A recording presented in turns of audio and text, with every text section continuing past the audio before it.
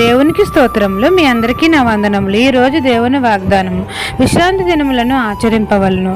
లేవియా కాండము 26వ అధ్యాయం 2వ వచనం. మహాపరిశుద్ధుడైన మన తండ్రి అయిన యెహోవా మనతో సెలవిచ్చినదేమనగా విశ్రాంతి దినములను పవిత్రంగా ఆచరించాలి అని. దేవుని పరిశుద్ధ మందిరమును మనం అందరము సన్మానించాలి. మనం అందరము తండ్రి కట్టడలను బట్టి నడుచుకుని ఆయన ఆజ్ఞలను ఆచరించి వాటిని అనుసరించి ప్రవర్తించాలి. అప్పుడు తండ్రి మనకు వర్షాకాలంలో వర్షమును దయచేసి భూమి పంటలనిచ్చేటట్లు చేస్తాడు. మన పొలముల చెట్లు ఫలించేటట్లు చేస్తాడు. మనం అందరము తృప్తిగా భుజించి నిర్భయంగా నివసించేటట్లు మన తండ్రి మనకు దీవెనలు ఇస్తాడు. మన గంపయు పిండి పిసుకు తొట్టియు దీవించేటట్లు చేస్తాడు. మన దేశంలో మనకు క్షేమమును కలుగజేస్తాడు. కాబట్టి మనం అందరము విశ్రాంతి దినములను పరిశుద్ధంగా ఆచరించి తండ్రి పరిశుద్ధ మందిరమును సన్మానించాలి.